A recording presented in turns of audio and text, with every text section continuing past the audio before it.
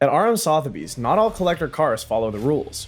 These are the strangest, rarest machines ever sold through their auctions, and some are so bizarre it's hard to believe they're street legal.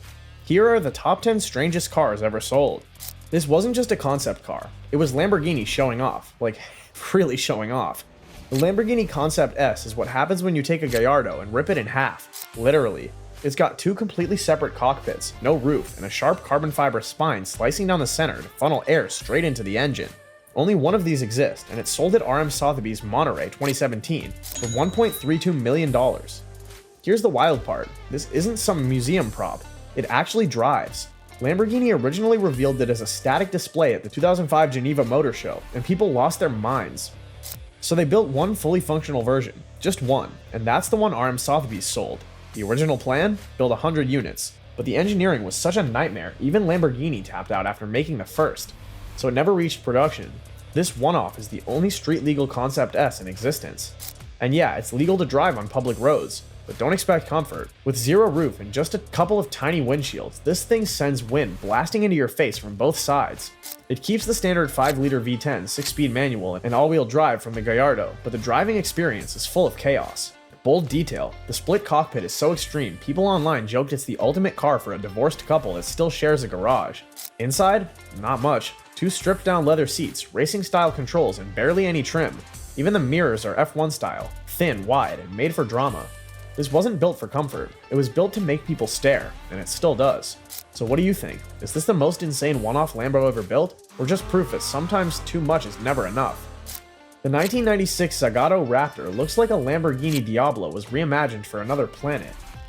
Built as a one-off concept by Zagato in collaboration with Lamborghini, the Raptor features scissor doors, no B-pillars, and a futuristic canopy-style roof that lifts in one piece, doors and all. When it crossed the block at RM Sotheby's Abu Dhabi auction in 2019, it sold for $1,086,250, a striking number, but arguably a bargain for a fully functional road-tested concept this extreme. Underneath, it shares DNA with the Lamborghini Diablo VT, keeping the 5.7-liter V12 all-wheel drive and 6-speed gated manual transmission, but the rest of the car, radically different. The body is constructed entirely from carbon fiber, designed to weigh less than the Diablo it was meant to replicate. And that clamshell canopy, it wasn't just for show, it actually worked. You enter the Raptor by lifting the entire cockpit roof in one dramatic motion, something even most concept cars wouldn't dare attempt. Inside, it's all functional, racing seats, carbon fiber dash, and zero distractions. Zagato didn't just make a showpiece, they tested it on real roads and circuits. This car wasn't a static sculpture, it performed.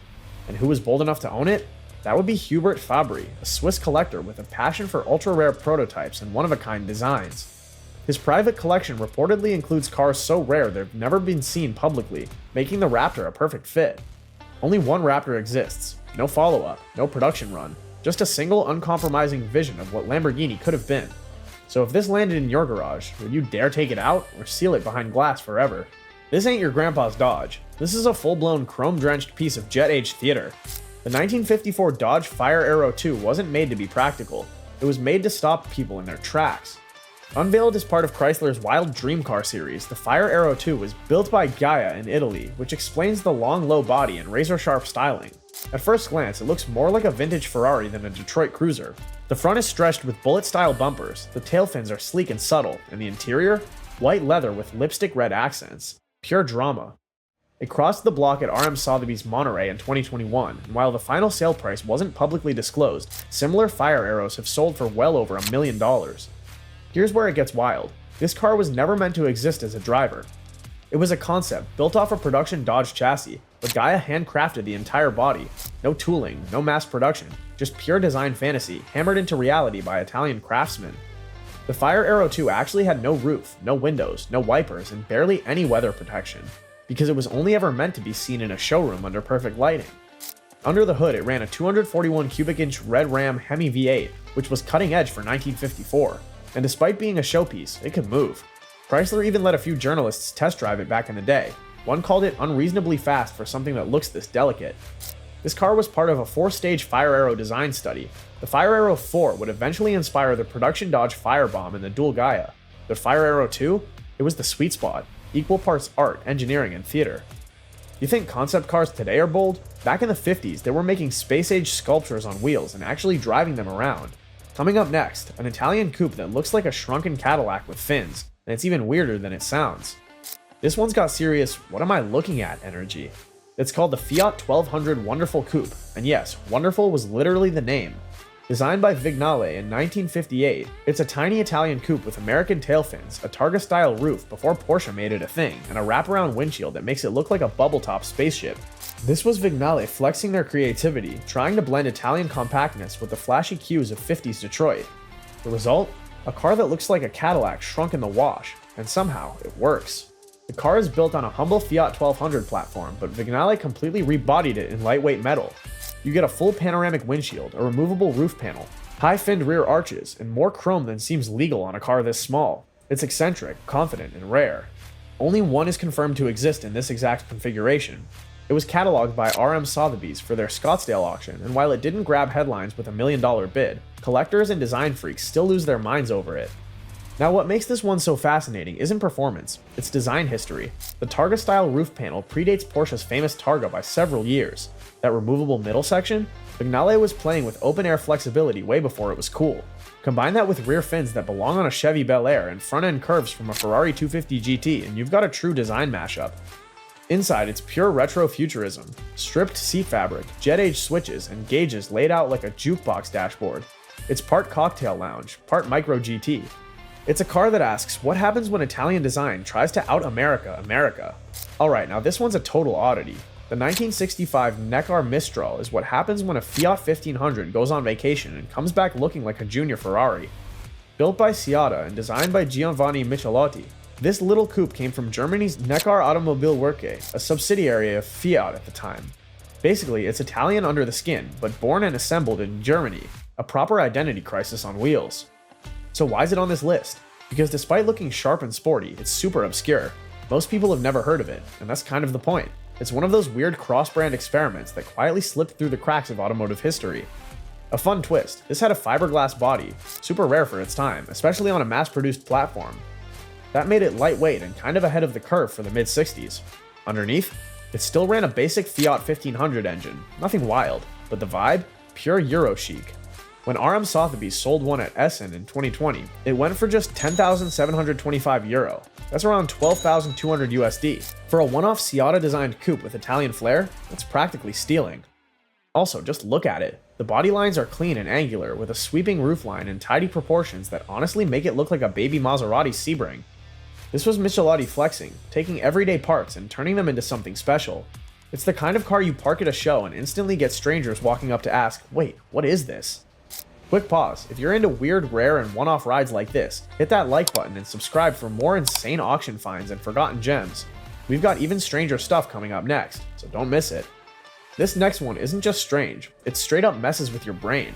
The 1970 Solex 3800 prototype looks like someone took a bicycle, slapped a lawnmower engine on the front wheel, and called it a day. And that's kind of exactly what happened. But here's where it gets weird. The engine isn't in the frame, it's on top of the front tire. It literally rests on the tire like a small generator, and when you engage the throttle, a roller presses directly onto the front rudder, using friction to move the bike forward. It's almost like it's cheating physics. This bizarre setup was actually pretty common in Europe during the 1960s and 70s, but the 3800 was a standout because Solex was experimenting with new materials and styling. The frame had slight tweaks, and this prototype version had subtle design changes that never made it to production, making it ultra rare. Confirmed RM Sotheby listing. It appeared at RM Sotheby's Monterey 2021 with an estimated value of 30 to 40 grand, which is wild for a glorified motorized bicycle. The 3800 was even nicknamed the Cheminot in France, basically the little railroad worker, because it was reliable, no frills, and used by postmen, students, and pretty much everyone who couldn't afford a car. It only makes about 0.5 horsepower and tops out around 20 miles per hour, so it's not fast, but it is unforgettable. The feeling of riding one is apparently like coasting on a bicycle, while being lightly shoved by an impatient toddler. Today, Solex mopeds are cult classics among collectors, especially prototypes like this one. They're lightweight, minimalist, and have a kind of anti-design aesthetic that makes them stand out next to high-dollar supercars.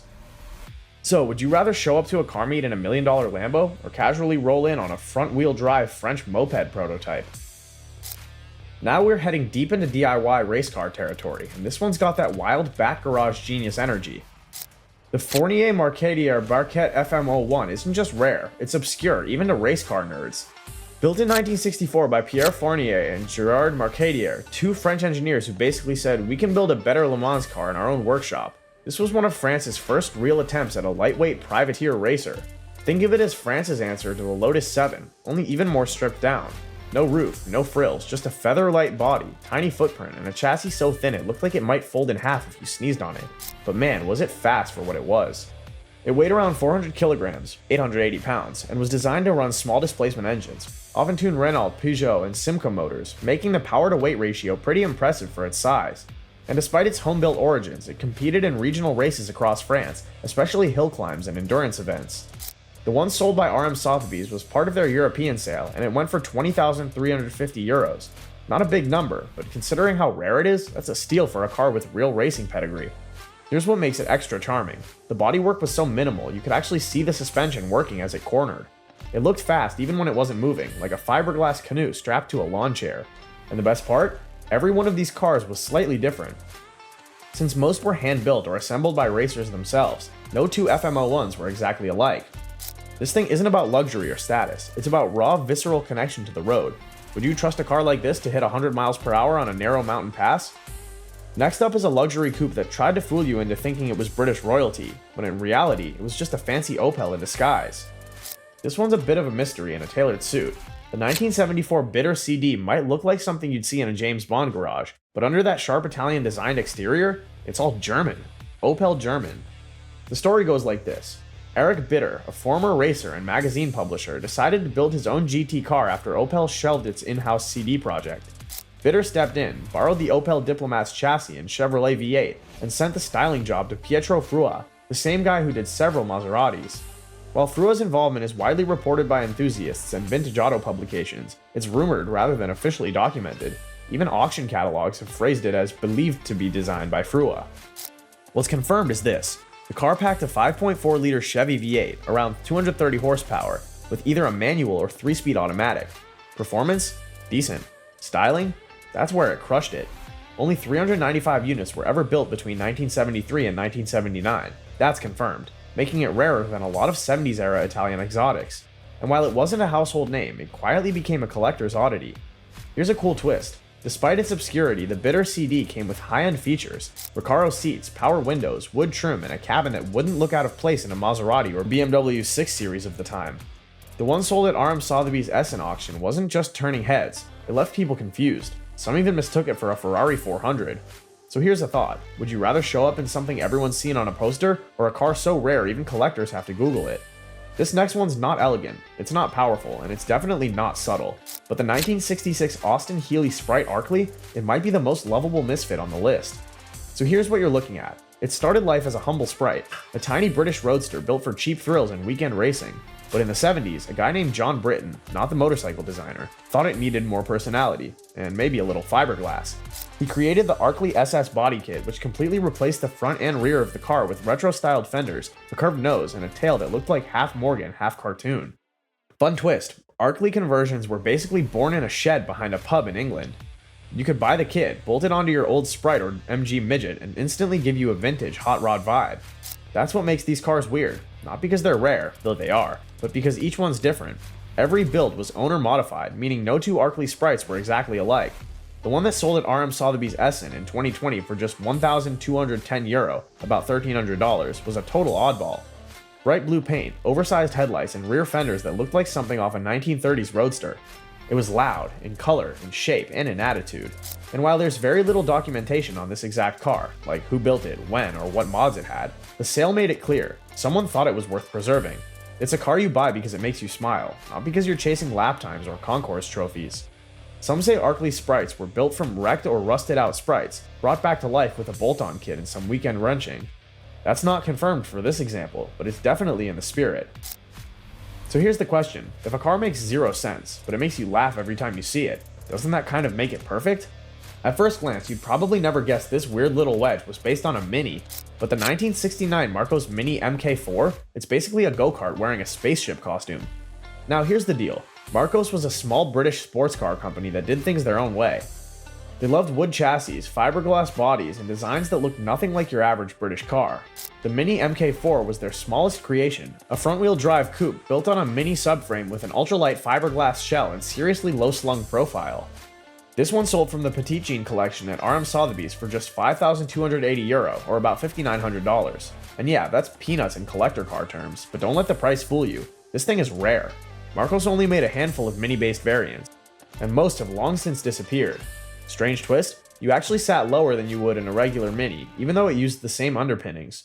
The roofline was chopped, the windshield was nearly flat, and getting in felt more like entering a kit-built race car than a normal city runabout. Some even came with race seats and stripped interiors. This wasn't built for comfort, it was built to be light, fast, and totally unlike anything else on the road. The body was a single fiberglass shell with gullwing style doors on some versions, not confirmed on this exact one. The rear looked almost like a shooting brake, and the wheels were pushed way out to the corners, making it a little pocket rocket in the right hands. Rumor has it, some of these were built as kits, while others were fully built by Marcos. It's hard to say which route this one took. Documentation is thin, especially from the early models, but that only adds to the mystery. You've got Mini DNA, Marcos weirdness, and 60s British sports car energy, all for under $6,000. Honestly, it might be one of the most underrated micro sports cars ever sold at auction. So now that you've seen the strangest of the strange, from split-roof Lambos to mopeds with motors on their wheels, which one would you actually want in your garage? That's it, 10 of the strangest cars ever sold at RM Sotheby's. From split cockpit Lambos to DIY French racers, which one blew your mind the most? Drop it in the comments, hit like and subscribe, because the next list is even weirder.